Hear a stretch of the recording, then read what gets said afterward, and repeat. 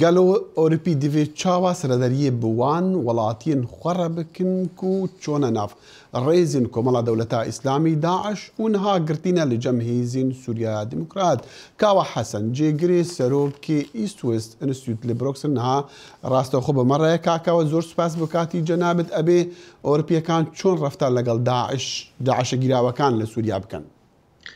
زور سپاس کاک دقیق سپاس بۆ دەنگی ئەمریکا و NRT بە بۆچوونی من وڵاتە ئەوروپیەکان پێویستە بەرپرسیارەتی خۆیان هەڵبگرن و ئەو شەڕکەرانەی داعش کە خۆیان تەسلیم کردووە وەریان بگرنەوە بیان بنەوە بۆ وڵاتەکانی خۆیان و لەوێ دادگاییان بکەن یا ئەوانەی کە شەڕکەر نەبوون لەژێر چاودێریا بن بخێنە بەرنامەی تایبەتیەوە بۆ خەڵاچۆکردنی بیری توندوڕەوی تیایاندا و سەر لەنوێ بیان خنەوە ناو کۆمەلگا تەبەن بێگومان ئەمە پرۆسەیەکی ئاسان نییە تەنانەت بۆ دادگایکردنی ئەو تێرۆریستانش پرۆسێکی ئاسانیە چونکم یاساکانی یاسای وڵاتە ئەوروپیەکان لەوانەیە لە ئاستی یعنی ئەوەدانە بێ بتوانێت ئەم جۆرە یعنی ئەوە نیە تاوانانی داعش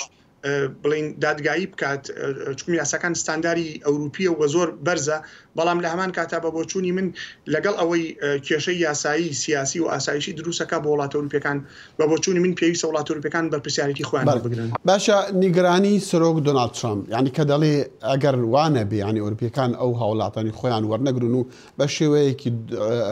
ڕێک و پێکیان بە شێوەیەکی پێویست سەرەدەریان ڕفتاری لەگەڵیان نەکاوە ئەبن بەهۆی ئەوەی کە کێشە دروست بکرێ و تیرۆریستی لە هەموو شوێنێک لە وڵاتاناش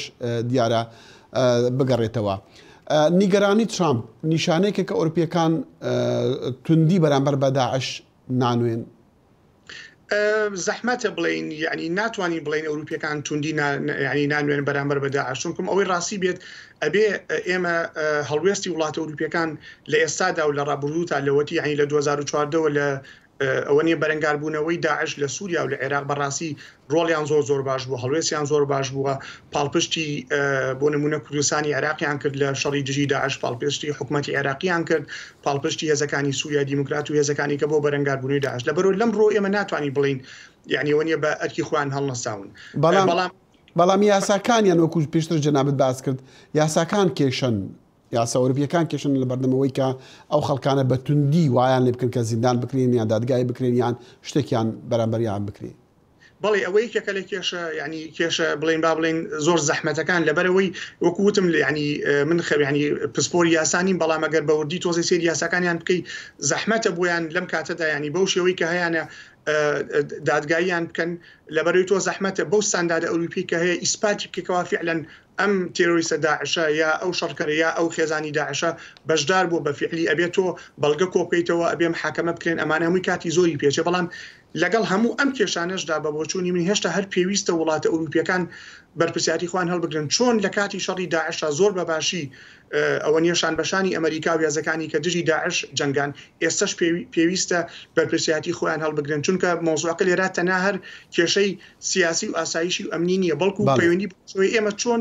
فکری تونڕەوی داعش قەڵاچۆ بکرێ لە دوورمەودایەوە ئەبێ ئەو وڵاتە ئەوروپیەکان ئەو هاوڵاتیانیان کە پەیوەندیان بە داعشەوە کردووە وەریان بگرنەوە بۆ ئەوەی سەر لەنوێ بە شێوەیەکی دراسی لەسەر بکرێ بۆچی بۆ نمونە کچێک لە لەندەن کە لە لەندەن لەدایک بووە 15 ساڵە ئەچێ ئەوە نیە بەخواستی خۆی ئەچێت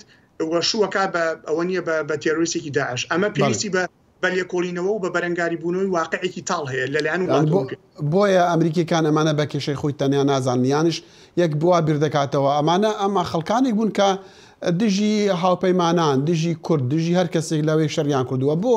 بیاندن بە وڵاتێکی دیکە ینی ئەمەش نازەم چۆن یەک ئەو هاوسەنگی دروستەکە ئەزانی کاکە دەخیل داعش ڕاستە بەڵێ ڕەگ و ڕیشەی داعش لە ناوچەکەی لە خۆرەڵاتی ناوڕاست بە تەحدیدکردن بە ورتر بڵین لە عێراق و دوایی سووریا بەڵام داعش وەکو دیاردەیەکی ئەوە نیە سەلەفی جیهادی تێرۆریستی دیاردەیەکی جیهانیە وەکو پێم وتی ئەبێت یعنی پێویستی بەوەی ئەمە خەمێکی هاوبەشە لە نێوان عێراق سووریا کوردستانی عێراق هێزەکانی سووریای دیموکرات ئەمریکا ئەوروپا خەمێکی هاوبەشە و کێشەیەکی هاوبەشە ئەبێ بە هاوبەشیانە مامەڵی لەگەڵات. بەڵێ کاکەوە پرسیاری کوتایم دەوترێ راپۆرتەکان باسەکەن کە 800 کەس داعش کە شەڕوانانی داعش بن ملیدانەکانی داعش گیراون. ئەمە سەرۆکسەرم داوا دەکە کە ئەوروپیەکان بەرپرسیارەتی خۆیان ببینن بۆ ڕەفتارکردن لەگەڵ ئەوانە، بەڵام ژن و مناڵەکانی ئەو خەڵکانەش زۆرن کە وابزانم چەند هزار 2000 و چەندێکن لە سووریان ئەوانە چۆن مامەڵە لەگەڵیانە بکرێت، چۆن چی بکرێ بەرە بۆ ئەوان؟ بە هەمان شێوە بە بۆچووی من پێویستە وڵات ئەوروپیەکان لێرەشا بەرپرسیارەتی خۆیان هەڵبگرن، خێزانەکان و مناڵەکانیان بێنەوە وەریان بگرنەوە و بەرنامەی تایبەتیان بۆ دابنێن. ئێستا لە ئەوروپا بەرنامەی تایبەتی هەیە بۆ ئەوە نیە چۆنەتی مامەڵەکردن لەگەڵ ئەو خێزانانەیە، هەرچەندە با بڵین لە ڕووی لەسەر ئاستی کۆمەلگاش ئەوە نیە ینی دژێکی زۆر هەیە بۆی کەوا وەریان بگرنەوە، چکۆمەڵێن ئەمان تازە ڕۆشتون وڵاتی ئێمەیان بەجێهێشتووە پێویستە لێ بمێنەوە، بەڵام بە بۆچوونی من لێرەشا پێویستە وڵات ئەوروپیەکان بەرپرسیارەتی خۆیان هەڵبگرن، ئەو خێزانانە وەربگرنەوە بیان خەنە ژێر چاودێری تایبەتی و بەدێر بە جۆرێک لە جۆرەکان ئەو فکرێت ینی مامەڵە بکرێت لەگەڵ فکری داعیشانە. طبعاً ئەمەش مەرج نییە سەرکەوتوو بێت، یعنی کاتمانەمە داوە بەداوای لێبوردنەوە کاوە حەسەن جێگیری سەرۆکی ئیست وەست ئینستیتیوت لە بروکسل بە سکایپ لەگەڵ دەنگی ئەمریکا. زۆر سوپاس. زۆر سپاس بۆ ئێوەش.